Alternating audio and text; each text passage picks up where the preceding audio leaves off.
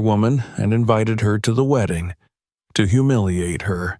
He forced her to go on stage, but she took the microphone and the whole hall fell silent. No one expected what happened next. Subscribe and write in the comments where you're watching from. The scent of pine wood and lingering smoke always reminded Aaliyah Brooks of her childhood home in southwest Atlanta. There, among the narrow porches and the rhythm of passing trains, she had first discovered her voice. Not just any voice, but the kind that made people stop mid-conversation and look up, eyes glassy, hearts strangely moved. Her mother used to say, "Girl, you got God in your throat," a compliment wrapped in faith and pride. Her voice wasn't just a gift, it was her identity, her lifeline, the one thing that made her feel whole in a world that never fully knew where to place a woman like her. Now, at 32, that voice rarely left her lips. Her apartment was modest, tucked between an overgrown lot and a shuttered hair salon, where a crooked sign still read "Glory and Shine." She lived alone. Even the shadows in her hallway felt quieter these days, like they'd learned to whisper instead of speak. The few records she hadn't sold lined the wall beside her small reading chair. Sarah Vaughan, Nina Simone, and her favorite, a faded live vinyl of Abby Lincoln singing "Throw It Away." That record, in particular, felt like scripture. Once upon a time, Aaliyah had filled church halls and college lounges with her sound, her voice melting into acoustic guitars and upright pianos, a soft storm of soul and clarity. She had sung barefoot beneath summer stars, on stages no wider than a porch step, and in front of audiences that had no idea they were about to be transformed. There had been a time, not too long ago, when she believed music would carry her across the world. Then she met Thomas Harding, and everything changed. She'd been 23 when they met. He was 2 years older, a third-year law student with an internship at a boutique litigation firm, and the smug composure of someone who had never been told no. Aaliyah had been performing at a campus open mic night, sitting behind a scratched baby grand piano in a flowing indigo dress, singing her own arrangement of Baltimore. The room had gone still. Thomas had stood in the back, arms crossed, watching her with an intensity that unsettled her, until, after the show, he approached with a smile and a compliment that didn't feel rehearsed. They began dating a week later. In the beginning, he was attentive. He listened to her songs like they were sermons. He memorized the names of her favorite artists, took her to record stores, and asked thoughtful questions about lyrics she'd written years earlier. Aaliyah, raised on caution and boundaries, found herself letting them slip. With Thomas, she imagined something that felt rare: ease. He seemed solid, promising, and ambitious in ways that made her feel safe. He talked about the future as though it were a house already framed, just waiting for the finishing nails. And in his vision, she had a room. For the first time, she allowed herself to believe that maybe, just maybe, she could have both love and music. That illusion didn't shatter overnight. No, it cracked slowly, quietly, over the course of 5 years. When she received an invitation to tour with a respected jazz ensemble, something she'd dreamed of for years, Thomas had listened, nodded, and then said, "But wouldn't that mean we'd be apart for months?" His tone was gentle, but underneath it pulsed a request. "Choose me." Aaliyah did. She turned it down, convincing herself that opportunities would always come back around, that love deserved sacrifices. Soon after, she stopped taking gigs. First, the out-of-town offers, then the local bar spots. Eventually, even church choir Sundays fell by the wayside. Instead, she poured herself into supporting Thomas's rising career. She helped polish his speeches, ran errands during late-night trial preparations, and hosted dinners for his colleagues, learning to balance glasses of wine with polite laughter and the careful performance of being the ideal partner. She told herself it was temporary, that once his practice was stable, she'd return to music. But months became years, and the woman who had once sung herself to sleep began to lose the habit altogether. The first time he suggested she tone it down in front of his colleagues, she laughed, thinking it was a joke. "You know how passionate you can get," he added, as if it were an afterthought. "Not everyone gets it." She nodded. Then, when he raised an eyebrow at the big hoop earrings she wore to one of his fundraisers, she left them in her purse. When he rolled his eyes at her humming in the car, she fell silent. She told herself these were compromises, that love required compromise. But something in her dimmed with each one. By the time she was 28, Aaliyah no longer recognized herself. She wore beige. She spoke softly. She measured her words. And she didn't sing. Not in public, not in private, not even in the shower. She told people she was taking a break from music, that she was exploring other interests. The truth was far more painful. She didn't know how to sing anymore without feeling like she was doing something wrong. Thomas's career, meanwhile, soared. He left the firm to start his own consultancy, specializing in high-profile civil rights litigation that made headlines. Ironically, he was lauded for being a white ally who truly understood black struggle. Aaliyah watched him be praised in magazines and on panels, while at home, he flinched when her mother called and spoke in thick Southern cadences. One evening, after a particularly tense dinner party, he turned to her and said, "You know, sometimes I think you'd be taken more seriously if you weren't so expressive." She stared at him, unsure of whether she'd heard correctly.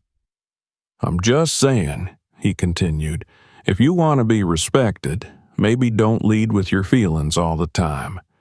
Not everyone thinks soul is the same thing as skill." That night, she didn't sleep. The final break came not with a fight, but with absence.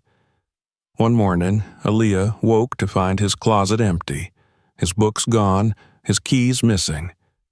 On the kitchen counter sat a single envelope, her name written in block letters. Inside was a formal note explaining that he needed space, that he was moving into a short-term lease, that they should talk once emotions settled. There was also a signed notice terminating their shared lease. No confrontation, no closure, just disappearance. Aaliyah sat on the edge of the bed for hours, staring at the closed door. She didn't cry, not at first. She made coffee. She swept the floor. She took out the trash. Her movements felt surreal, detached, like she was observing someone else's grief. It wasn't until she picked up the framed photo of them at his law school graduation, her in a soft yellow dress, him smiling stiffly, that something in her cracked open. The sobs came like a flood. Days passed, then weeks.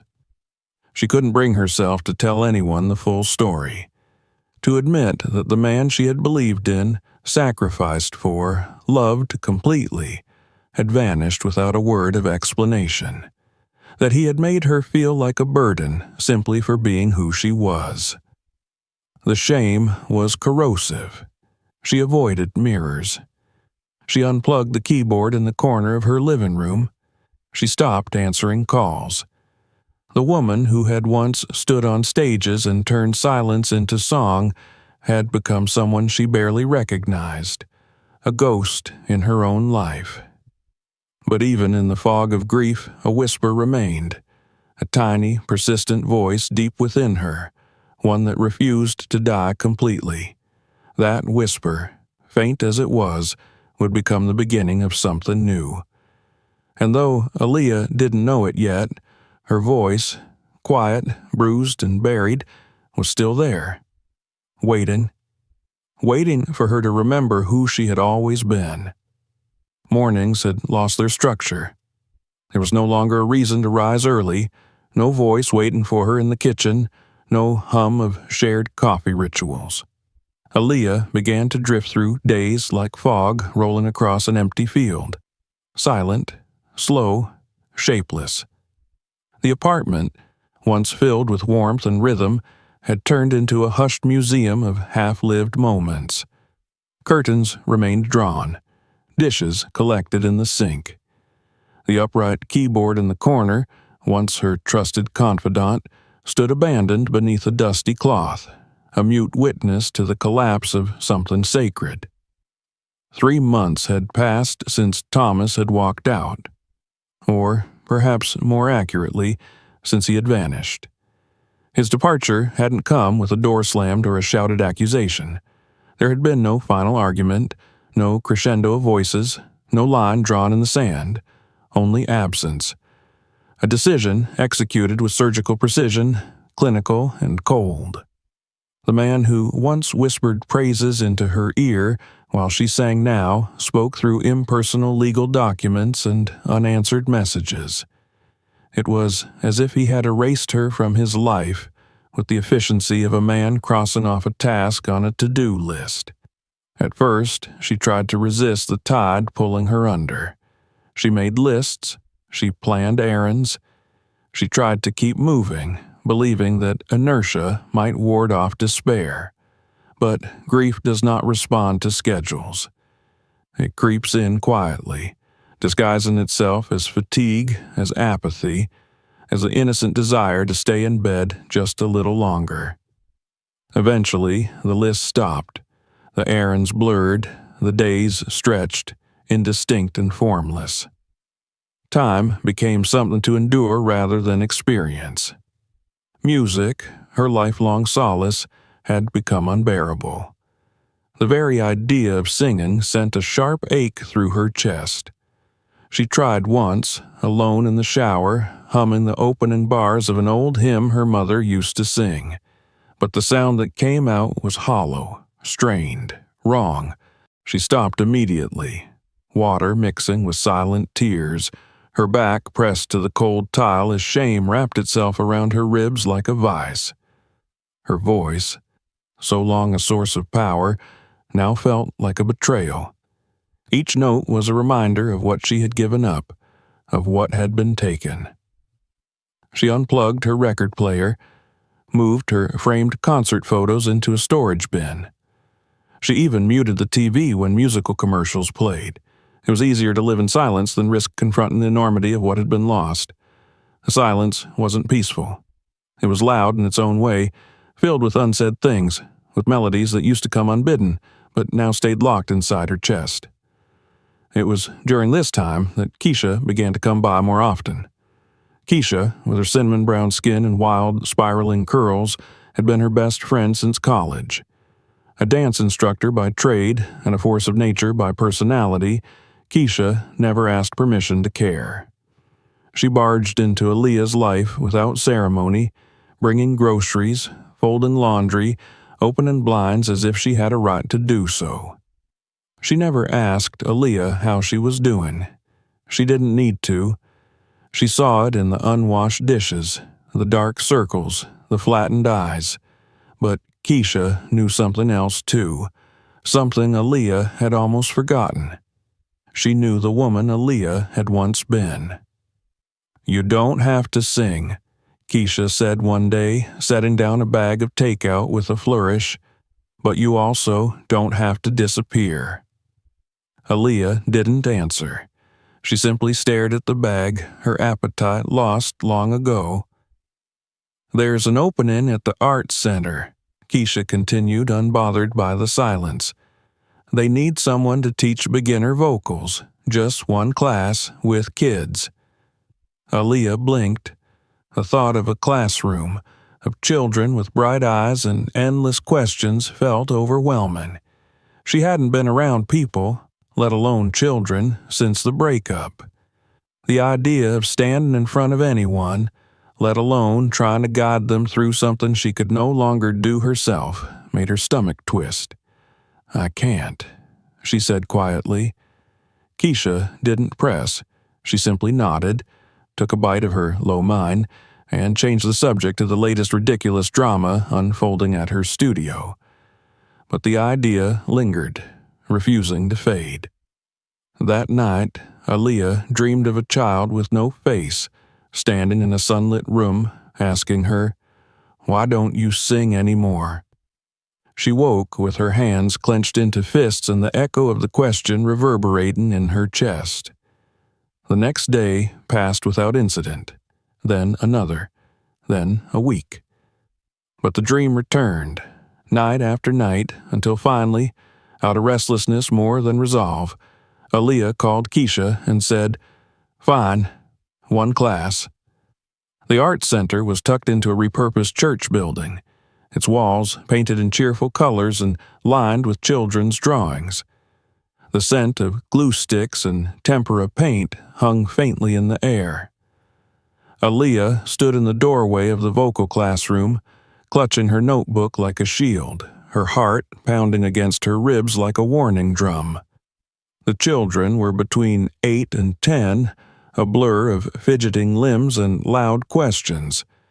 They greeted her with innocent curiosity, none of them aware of the battle she was waging just to stand in front of them. She introduced herself in a quiet voice and watched as one of the girls raised her hand. "Do you sing?" Aaliyah hesitated. Her mouth felt dry. "Not as much as I used to," she replied. "That's okay," the girl said with a shrug. "Maybe you will again." There was no agenda in her words, no judgment, just possibility. The class was simple. Breathing exercises, clapping games, a few call-and-response drills. Aaliyah found herself mimicking the rhythm of Keisha's teaching style. Animated, encouraging, gentle. The children responded with unfiltered enthusiasm, their voices rising and falling in chaotic harmony. Something stirred in her as she watched them, something fragile and warm. It wasn't joy, exactly, more like memory, like muscle long forgotten, beginning to twitch again. After class, when the last child had left and the room was still, Aaliyah sat at the upright piano tucked in the corner. She let her fingers drift over the keys, testing their feel. They responded with soft, dusty tones, slightly out of tune.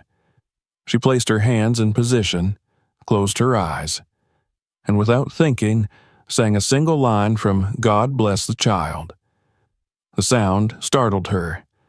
It wasn't perfect. Her voice cracked at the end, but it was real. She stopped, blinking back tears. That was enough for today. In the weeks that followed, she continued teaching. Slowly, rhythm returned to her life. Not the rhythm of before, not the beat of stages and applause, but a quieter, more deliberate pulse. Mornings had purpose. Her body began to move with more certainty. Her meals were no longer just sustenance, but moments of care. She still didn't sing for others, not really, but she hummed softly during class. And sometimes, in the solitude of her apartment, she whispered lyrics under her breath like prayers. It was during one such moment, sitting on her balcony at dusk, the sky streaked in gold and violet, that she found the courage to open the black notebook. It had been a gift from her mother years ago, its pages filled with song ideas, unfinished verses, and hastily scribbled melodies. She hadn't touched it in over a year. Her hands trembled as she turned the pages. Near the back, written in slanted cursive, was a fragment of a song she'd started but never finished. "They clipped my wings and called it love, told me silence was a kind of peace." She read the words over and over, each time more aware of the truth buried within them. That night, she wrote for hours. Her pen scratched across the paper like it had been waiting, like the words had merely been resting in the quiet, waiting for her to come back. And though her voice remained cautious, bruised by too many years of suppression, it had returned in some small way, not to entertain, not to impress, but to testify, to heal, to remember, because even when the world takes everything else, the truth, if you let it, always finds its way back. The evening had begun with an unusual calm. For once, the city's noise felt muffled, as if Atlanta itself had exhaled after a long, restless day. Aaliyah had just returned from the Community Arts Center, where her students had managed to butcher and redeem the same gospel hymn in a single hour. Her body ached in the pleasant way that followed movement, work, purpose. She'd even laughed that day, a real laugh, the kind that carried from her stomach and caught her off guard. As she set her worn leather bag on the kitchen table and reached for the kettle, the familiar sound of paper scraping against metal reached her ears. Mail. She rarely checked it anymore. Most of it was junk, occasionally a flyer or a bill. Her landlord liked to leave notes the old-fashioned way, handwritten and taped to the mailboxes, so sometimes it was worth a glance. Barefoot, still humming under her breath, she padded to the hallway and pulled open the little tin door. Nestled between a circular for a carpet cleaning service and a soft envelope from a child's literacy campaign was a thick envelope the color of bone. Heavy stock, gold trim. Her name, written in lupin calligraphy, stared up at her. She felt it before she read it, a tightening in her throat, a quiet pressure behind her eyes.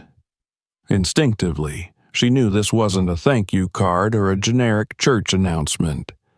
The paper vibrated with a kind of cruelty masked as elegance. She opened it with trembling fingers. You are cordially invited to celebrate the union of Thomas Everett Harding and Jessica Marie Walton. The words were beautifully printed, embossed, and flourished. There was a small insert with directions to a vineyard outside Charleston, South Carolina, a carefully curated list of local accommodations, and a note that a formal attire was required. In one corner, a personal touch, Jessica's handwriting in a neat, studied line. We would be honored by your presence. Aaliyah's body went still. Her hand dropped to her side, the envelope slipping to the floor. She stared at it as if it might explain itself. It didn't. For a long time, she remained motionless, suspended in the moment like an insect caught in amber. Her breath had stopped, her chest tight. It wasn't heartbreak she felt. That wound had long since turned into something scarred and dry. This was different. This was something sharper. A humiliation so expertly veiled in politeness that it made her want to scream. Eventually, she moved, picked up the envelope, walked into the kitchen, and sat down in her chair. Her fingers ran along the embossed names again and again. It had to be a mistake, a joke, some terrible oversight. Surely Thomas wouldn't, but she knew better. If there was one thing Thomas Harding excelled at, it was performing grace while hiding the blade. When Keisha arrived 20 minutes later with a bag of groceries and her usual burst of chatter, Aaliyah didn't greet her at the door. She simply held up the envelope and waited. Keisha's face changed instantly. She took it, read silently, then let out a slow, disbelieving exhale. "You've got to be kidding me," she said. This is a stunt." Aaliyah didn't answer. Her mouth felt dry, her throat coated in the chalk of disbelief. "They're not inviting you out of kindness," Keisha continued, placing the envelope on the table like it might bite her. "They want you to show up and feel small. That's what this is." "I know," Aaliyah whispered. "Then we're not going." There was something fierce in Keisha's voice, like the protective heat of a sister denied. "We're going to burn this thing and forget it ever existed." But Aaliyah didn't move. She stared at the envelope as if it were a mirror, reflecting every compromise she had made, every truth she had swallowed, every silence she had endured. Her mind flicked back to the moments when she had sat in that same chair, waiting for Thomas to come home. To the nights she had told herself he was tired, stressed, under pressure. To the time he said Jessica was just a colleague, and laughed at the idea that Aaliyah felt insecure. She had known even then, in the pit of her gut, that Jessica Walton was not just a passing presence. She had seen the way Thomas straightened his back around her, how his voice shifted ever so slightly, adopting the clipped tones of a man trying to impress. Keisha crossed her arms, watching her. "Do you want to go?" Aaliyah didn't answer. The next few days unfolded in a haze. She kept teaching.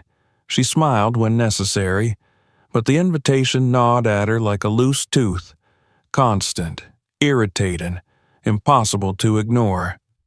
She would wake up thinking about it, go to sleep replaying every conversation she'd ever had with Thomas, dissecting the motivations behind the invitation. She wanted to believe it was innocent, that perhaps Jessica, in some show of magnanimity, had extended the invite to show that there was no animosity. But Aaliyah knew the language of power games. And this was a power game. One night, she stood in front of her bathroom mirror, the envelope resting on the edge of the sink. She studied her face, the hollows beneath her eyes, the strength returning to her shoulders, the unfamiliar calm in her posture. She realized that it had been months, maybe years, since she'd looked at herself without flinching. What would happen if she went? Not as a ghost, not as a footnote, but as herself. She remembered her mother's voice then, soft, low, full of certainty. "If someone calls you to witness your own funeral, make sure they see you living." It wasn't about revenge, not really. It wasn't even about proving anything to Thomas or Jessica. It was about standing in a place where she had once been buried and breathing freely. She picked up the envelope.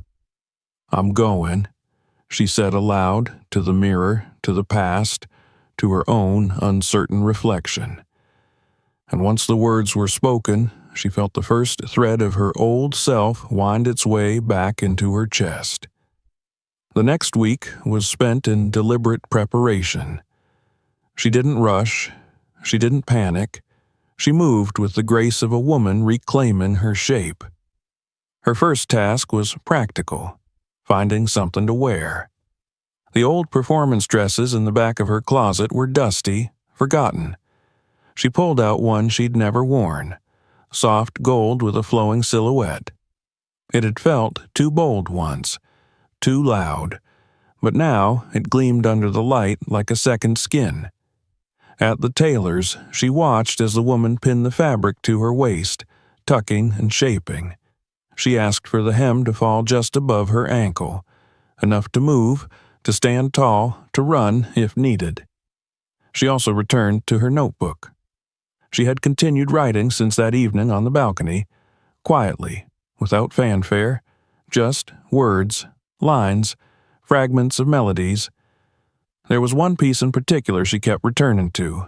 It had no title yet, only a theme, a woman shedding silence note by note. In the quiet nights before the wedding, she sat at her kitchen table and refined it, adjusted the phrasing, played out the chords on her long silent keyboard. Her voice, though hesitant, had begun to return in moments. Not the grand, stage-filling voice of her youth, but a voice tempered by survival, one that knew ache and still chose beauty. The night before the trip, Keisha came by with a bottle of wine and a playlist called Break His Ego. But when she saw the look on Aaliyah's face, serene, focused, she put the speaker down and simply sat beside her. "You're sure?" Aaliyah nodded. I'm not going for them. No, Keisha said. You're going for her. She meant the version of Aaliyah that had once believed she wasn't enough, that had curled into herself to fit someone else's shape. Aaliyah smiled. I'm going for me.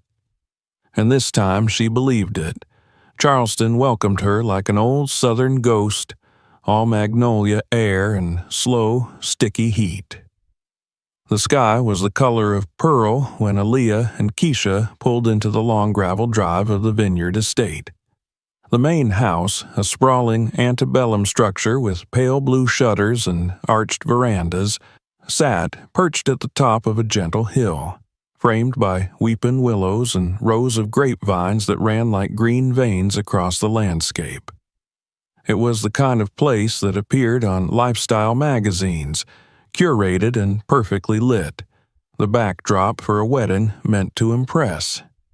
And it did impress, if one measured life in columns and pedigrees.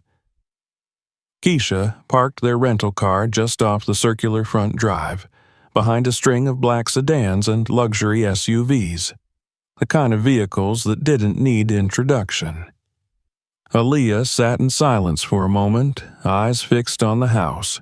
Despite everything, she had slept well the night before, her body carried by a steady current of resolve. But now, with the air heavy on her skin and the scent of money woven into the roses lining the walkway, her certainty began to waver. She wasn't sure what hit her harder, the extravagance or the familiarity of it. Keisha looked over, her sunglasses perched on her nose like armor. You good? Aaliyah nodded, though her throat tightened around the motion. As I'll ever be.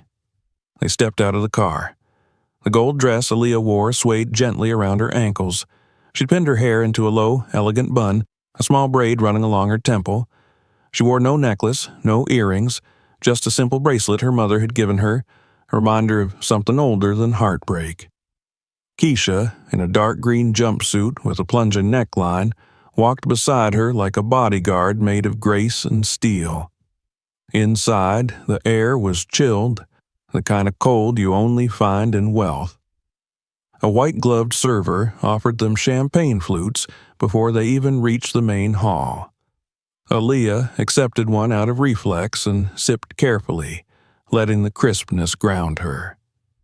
They followed the flow of guests down a wide corridor lined with photographs of past Vineyard events, charity galas, political fundraisers, an anniversary party for someone's senator father. The walls whispered legacy. The ceremony had already taken place earlier that day, a small affair at a church nearby. What remained now was the reception, the performance. Tables stretched across the open courtyard behind the house, long wooden planks adorned with ivory linen and bursting arrangements of blush roses, peonies, and greenery. Overhead, strings of Edison bulbs crisscrossed from tree to tree, ready to glow when the sun dipped low. A quartet played softly in the background, offering a genteel version of Norah Jones. They moved toward their assigned table, a discreet spot near the edge of the courtyard, close to the makeshift dance floor. Aaliyah was grateful. She didn't want to be in the center of anything. She just wanted to get through the evening with her dignity intact. People glanced at her as she passed, some curious, others indifferent. A few recognized her, though they said nothing.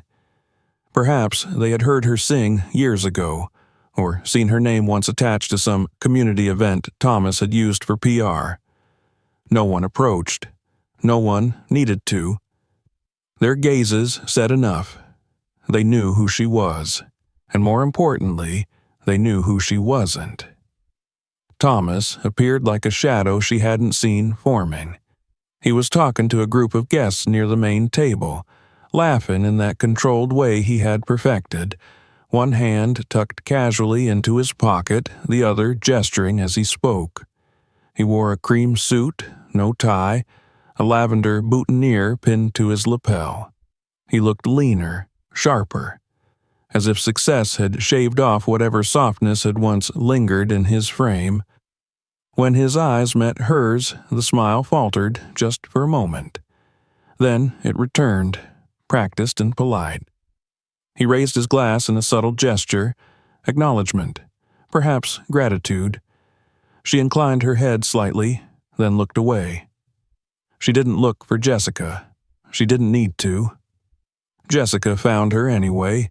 Later, after the first round of toasts and a brief, stiff-lipped speech from Thomas's father, Jessica approached their table with a smile so bright it nearly hurt to look at.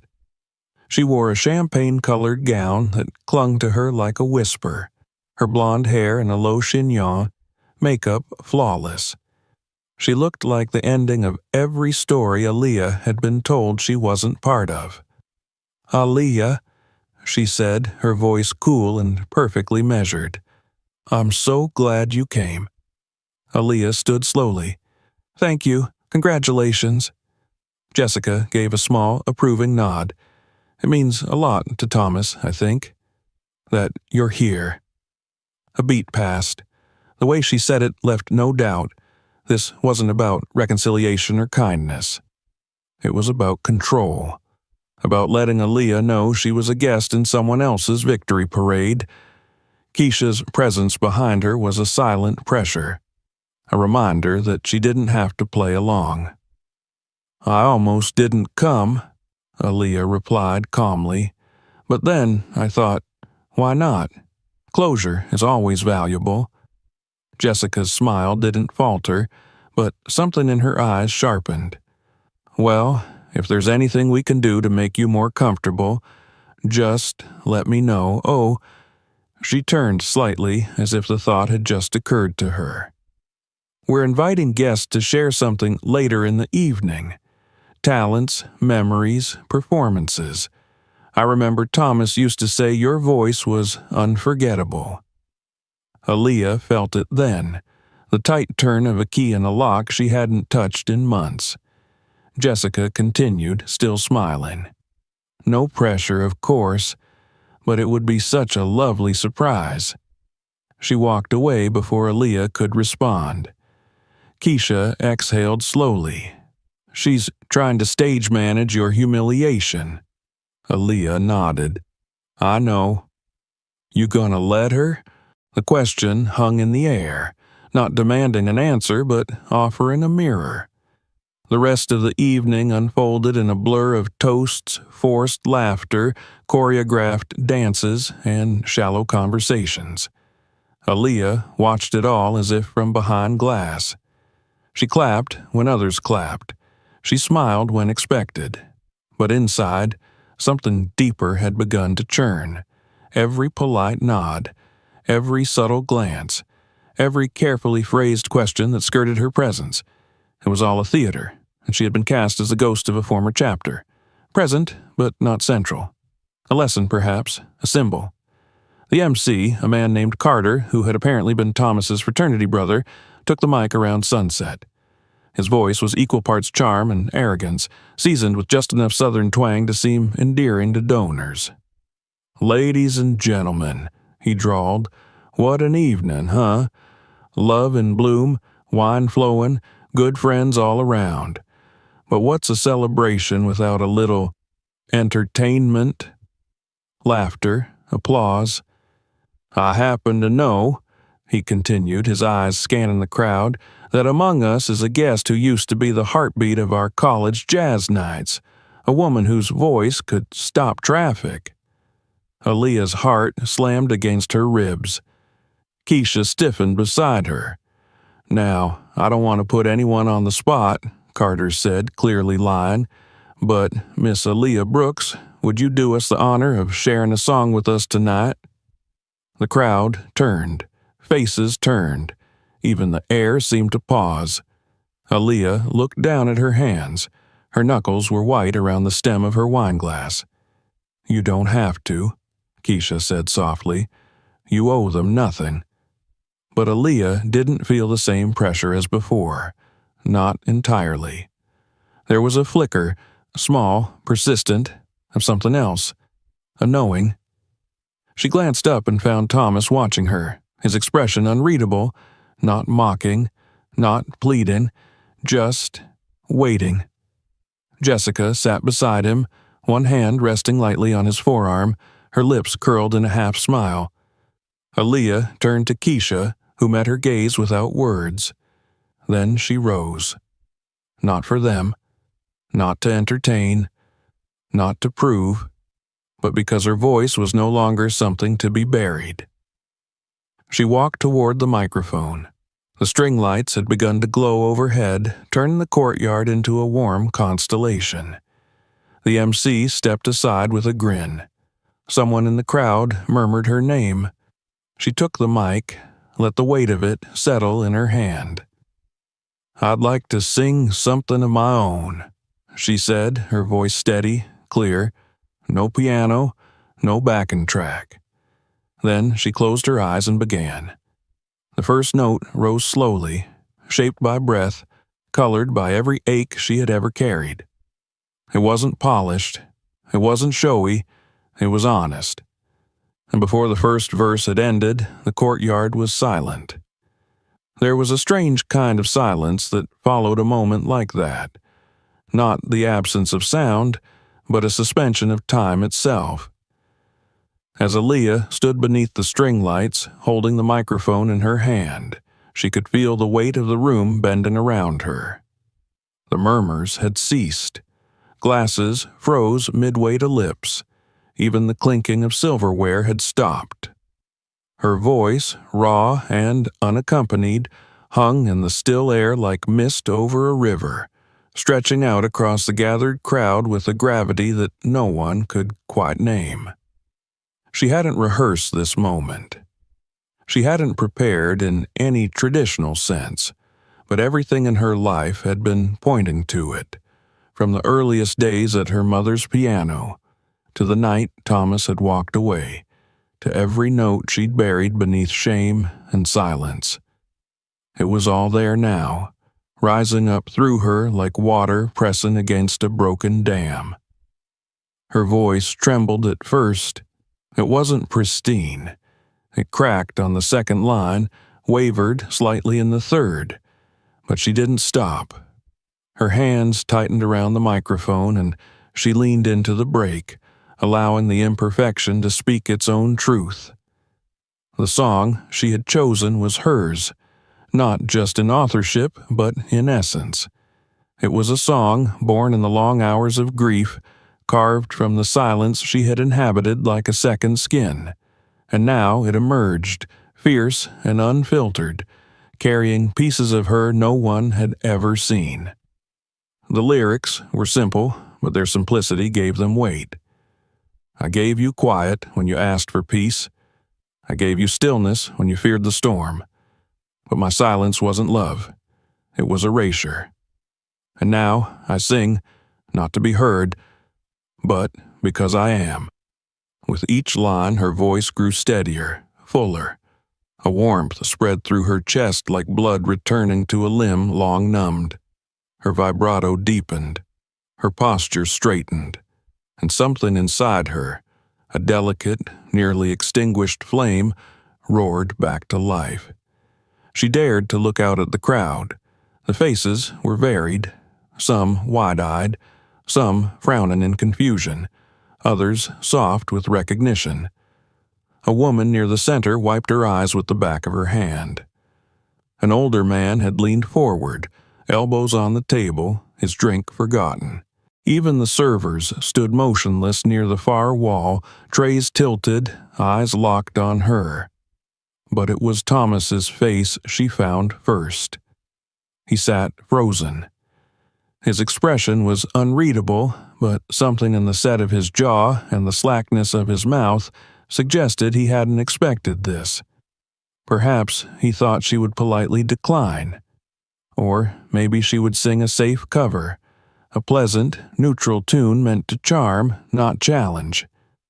He couldn't have known she had written a song that would peel away the last remaining illusion that she was the woman he left behind. Jessica sat beside him, her spine rigid, her eyes sharp and calculating. Aaliyah didn't linger there. Instead, she turned her attention inward.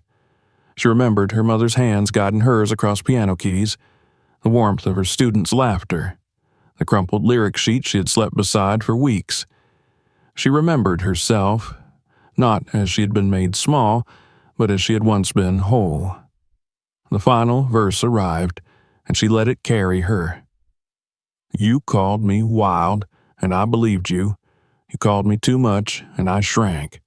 But I am not a cage for your comfort. I am a storm with a name. When the last note faded, it did not vanish. It hovered, reverberating off wine glasses and into the spaces between every breath. No one moved. For a long moment, there was only stillness, a collective intake of air waiting to be released. Then, without cue, the applause began. It started at the edges, soft clapping from one or two tables. Then it spread. Chairs scraped back as guests stood, their hands rising, clapping louder, then louder still. It wasn't the obligatory applause of politeness. It was something deeper, something born from a place that words didn't quite reach. Aaliyah stood, blinking in the sudden onrush of attention. Her chest heaved, her hands trembled. She hadn't expected this, not the ovation, not the release, not the overwhelming sense of arrival. Keisha reached her first. She had pushed her way through the crowd with tears in her eyes, arms open wide. You did it, she whispered, wrapping Aaliyah in an embrace that felt like shelter and celebration all at once. You took it all back. Aaliyah nodded, unable to speak. Her throat was raw, but not from strain, from truth. When she stepped down from the stage, hands reached out to touch her arms, her shoulders. Strangers offered kind words. Some said nothing, only pressed her fingers with quiet reverence. One woman, perhaps in her 60s, took her hand in both of hers and said, "That wasn't a performance. That was resurrection." Thomas was nowhere near the stage, but eventually he came. She saw him moving through the crowd with deliberate slowness, his face drawn, his mouth working silently. He approached her near the edge of the garden, away from the main cluster of guests. For a moment, neither of them spoke. Then he said, "I didn't know you could still sing like that." It wasn't a compliment. Not exactly. It was a confession of ignorance. Aaliyah studied him. He looked older than she remembered, or perhaps just more human. The mask of curated success had slipped, leaving behind a man who seemed suddenly aware of how much he had missed. "I never stopped," she said. Thomas opened his mouth, then closed it. He looked down at his shoes. "I was wrong," he murmured. "Back then, about so many things." Aaliyah exhaled. "Yes, you were. I didn't mean to break you, but you did."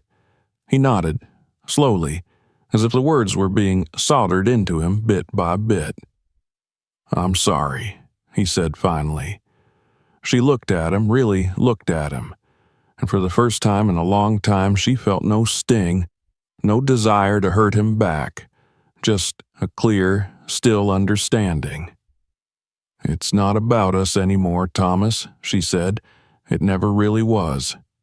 He seemed to accept that. He stepped back with a nod and didn't offer more. He turned and walked away. Jessica didn't approach her. She remained at the table, surrounded by family and friends, eyes narrowed, hands folded. But something in her posture had changed. The confident tilt of her chin had softened. She looked like a woman who had seen a mirror held up to a truth she hadn't expected. Aaliyah returned to Keisha, to the warmth of the few who knew her beyond the past. As the evening wore on, more guests approached.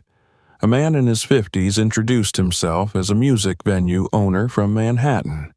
His name was Michael Harris, and he had once managed jazz legends. He spoke with reverence, not pitch. "I wasn't expecting to be moved tonight," he said, But that was something else. She thanked him politely. "I'd like to offer you a night," he said. "My place, the Blue Room. You'd have the stage, no conditions, just your voice." Her breath caught. It wasn't fame he offered, not promises or contracts, just a stage and the space to tell her story. She didn't answer immediately. She let the possibility settle inside her. "I'll think about it," she said, but they both knew she would say yes. Later that night, when the sky had gone navy and the stars blinked gently overhead, Aaliyah found a quiet bench at the edge of the vineyard. The buzz of celebration drifted behind her like a tide going out.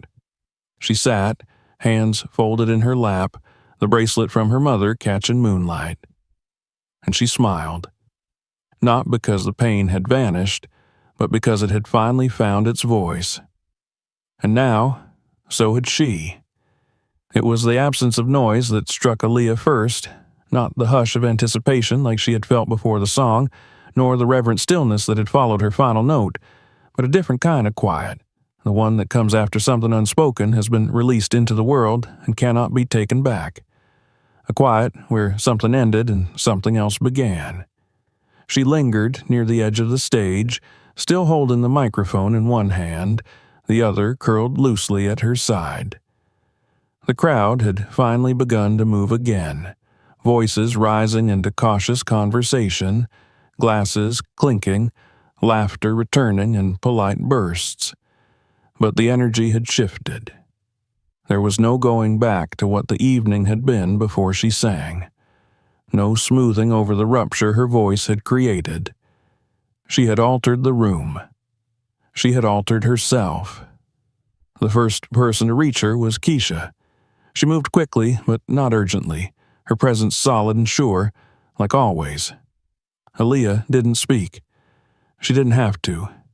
Keisha reached out, pulled her into an embrace, and held her tightly, saying nothing. It wasn't a congratulatory hug, not one of celebration or excitement. It was grounding, protective, a reminder that she was not alone, even now, especially now. They stood like that for a long moment until the click of approaching shoes signaled someone else stepping closer. Aaliyah straightened gently, wiping her damp hands against the fabric of her dress, and turned. It was Thomas. He didn't speak right away.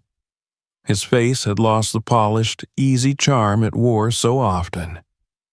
There was something unfinished about him now, creased at the brow, softened around the mouth.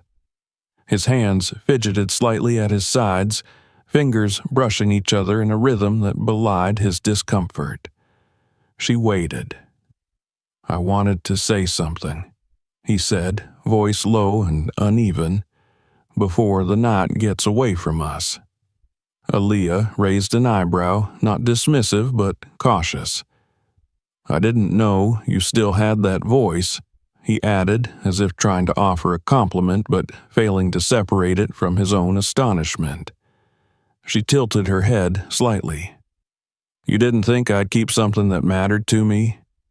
His mouth opened, then closed. A beat passed. "I didn't mean to. Back then, when things were ending, I didn't handle it well." Aaliyah looked at him, really looked at him, and saw not the man who had left but the one who had run. She saw the fear behind his ambition, the narrowness behind his certainty. For a brief moment, she even felt sorry for him. "You didn't just not handle it well, Thomas," she said, her tone even, quiet. "You abandoned me." He winced, and there was no denying the truth of it. "I was scared," he admitted. "I didn't know how to be what you needed." Aaliyah's laugh was small, soft, without humor. "You didn't need to be what I needed. You just had to be honest." He nodded slowly. "You're right." For a long moment, neither of them said anything. The music in the background had returned to something pleasant and forgettable. Guests milled nearby, casting glances in their direction. some with open curiosity, others with deliberate avoidance. Aaliyah felt their attention like a pressure behind her ribs, but it didn't shake her. "I'm sorry," Thomas said again. This time, she believed him. But that didn't mean it changed anything. She inhaled deeply, then let it go. "It's not about us anymore." That sentence landed between them like a gentle closing of a door. There was no sharp edge to it, no bitterness. Just finality. He looked at her for another second, nodded once, and turned to walk away.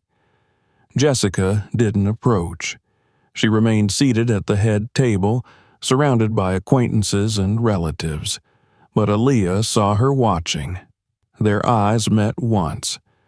Jessica's expression was unreadable, some mix of resentment and calculation, and perhaps something softer beneath that. Not admiration, certainly, but a grudging acknowledgement that Aaliyah was not someone who could be dismissed with a glance. Aaliyah turned back toward Keisha, who was waiting quietly nearby. Together, they stepped away from the crowd, moving toward the edge of the courtyard where lanterns swayed lightly in the evening breeze. There, in the shadows just outside the glow of celebration, a man stepped forward. He was tall, in his 50s, with a lean frame and a face marked by time rather than vanity. His suit was understated but well-tailored, and his presence had a quiet kind of gravity. "Miss Brooks?" he asked. She hesitated. "Yes? I'm Michael Harris. I was a guest of the bride's uncle, but more importantly, I run a place in Manhattan called the Blue Room." She had heard of it, a legendary jazz lounge tucked between two bookstores in the village, the kind of place that lived off authenticity, not spectacle. "I wasn't expecting a performance tonight," he continued.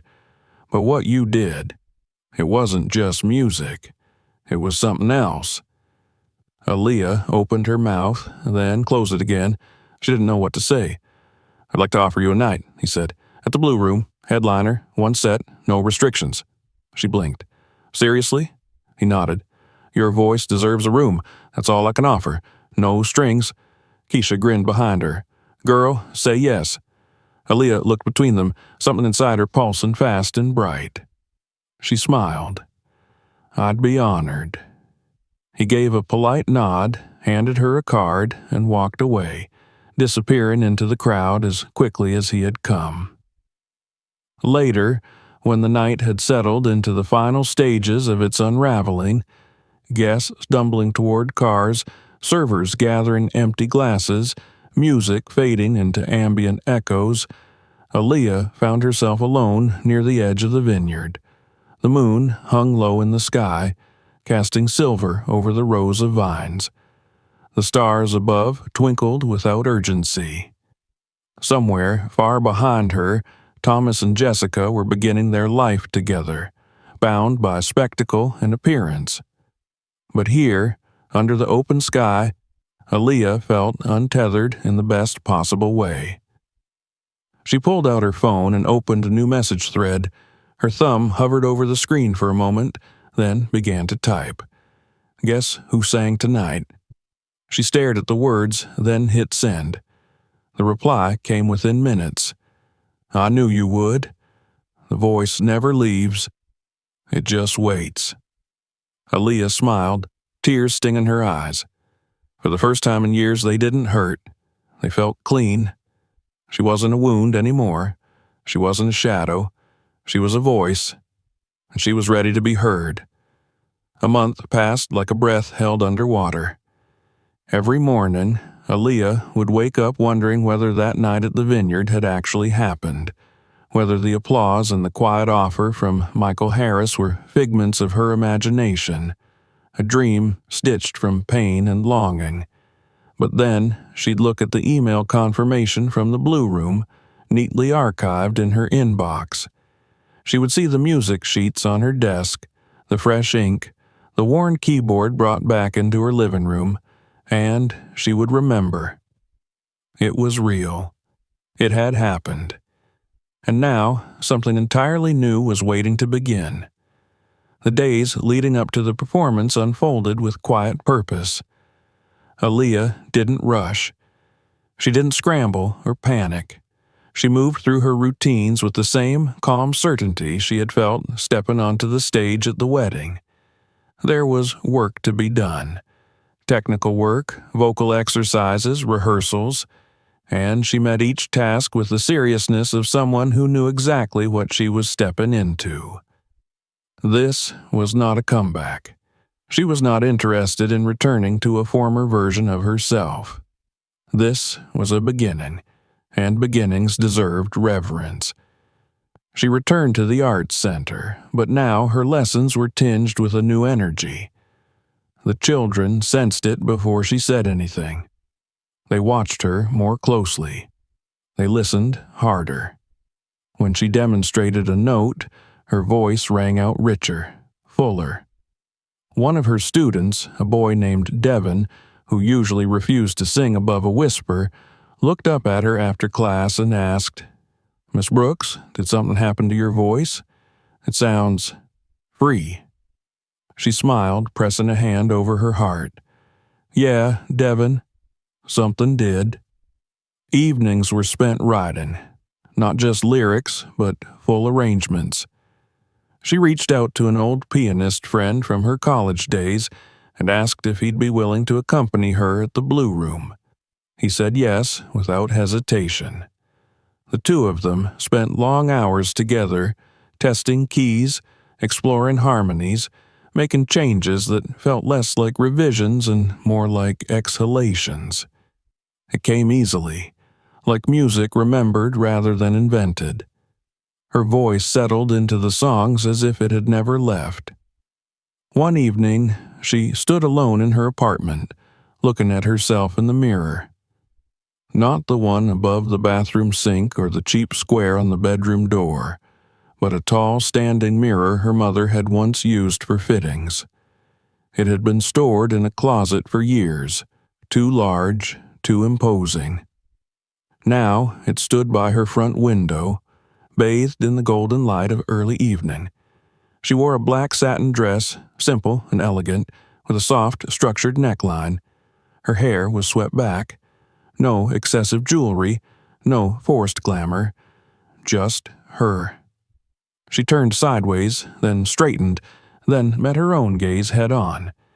For the first time in years, she saw a woman who wasn't measuring herself by someone else's expectations. She wasn't wondering how she looked to Thomas. She wasn't trying to guess what Jessica might be thinking. She was not editing herself for palatability. She was standing in her own truth, unfiltered. The day of the performance arrived with unexpected gentleness. The city of New York, usually bursting with noise and urgency, seemed to offer her a kind of hush. The car ride to the Blue Room passed in silence, her fingers resting lightly on the music binder in her lap. Keisha sat beside her, dressed to the nines in an emerald jumpsuit and a leather jacket, hair coiled into a halo of curls. "You good?" Keisha asked as the venue came into view. Aaliyah nodded, looking out the window at the unassuming entrance tucked between two bookshops. "I'm ready." Inside, the Blue Room glowed with soft blues and deep mahogany. The stage was modest, framed by velvet curtains and bathed in warm light.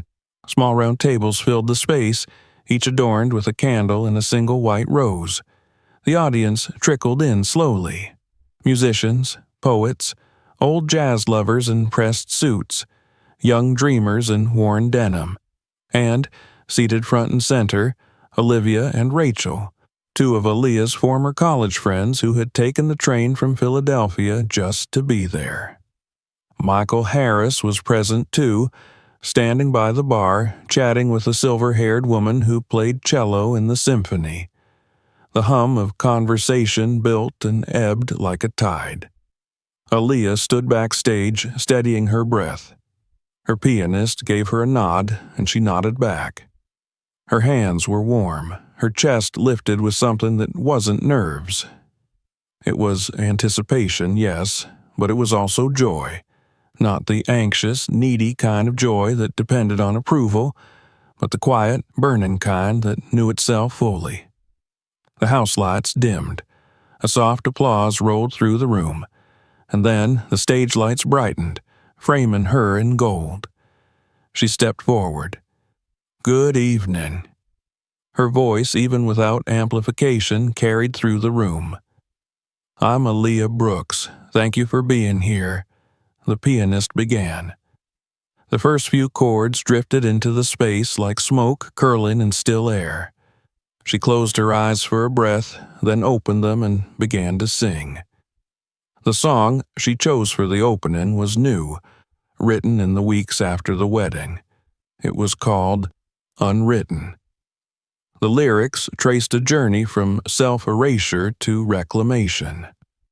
From the empty pages of identity, once written by others, to the moment one seizes the pen back. Her voice rang out low and rich, rising with each verse, layered with nuance. By the second chorus, the audience was still. Not stiff, immersed. She moved from unwritten into Mother's Mirror, a tribute to the lessons she had absorbed from a woman who had taught her that a voice wasn't just about sound, but truth. She sang of kitchen counters and softly humming lullabies, of broken radios and stitched hems and strength passed through generations like a song hummed into the next breath.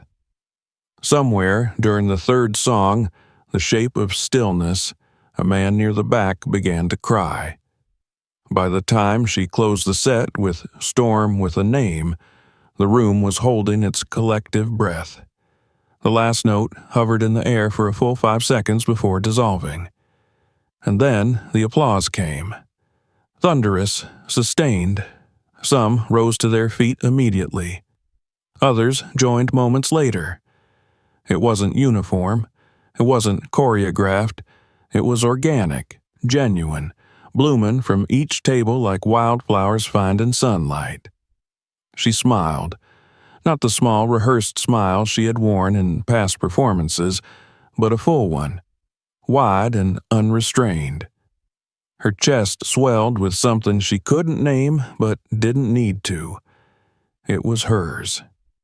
Backstage, Keisha caught her in a crushing hug, shouting, "You did that! You hear me? You did that!"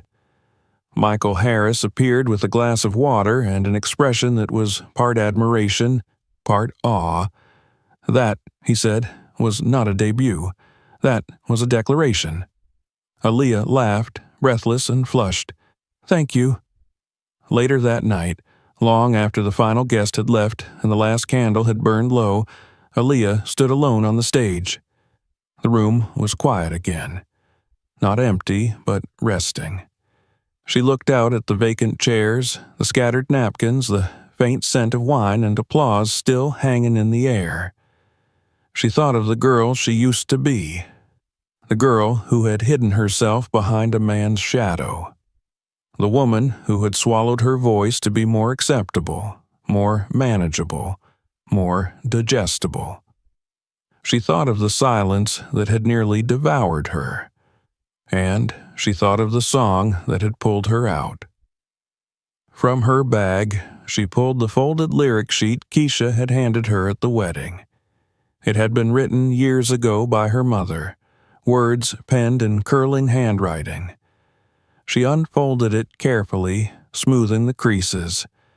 She didn't need the words anymore. She had memorized them long ago, but she kept the paper with her, not because she couldn't remember, but because remembering was part of the story.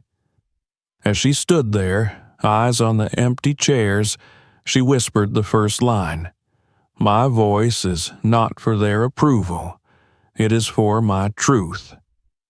And that truth, at last, had found its place. Outside, the city buzzed. Neon lights blinked, cabs honked. Somewhere, someone else was singing their first note into the dark. Aaliyah stepped off the stage and into the night. Not a woman returning, but a woman becoming. If this story moved you, make sure to subscribe for more. Check out the next video. You won't want to miss it. And don't forget to share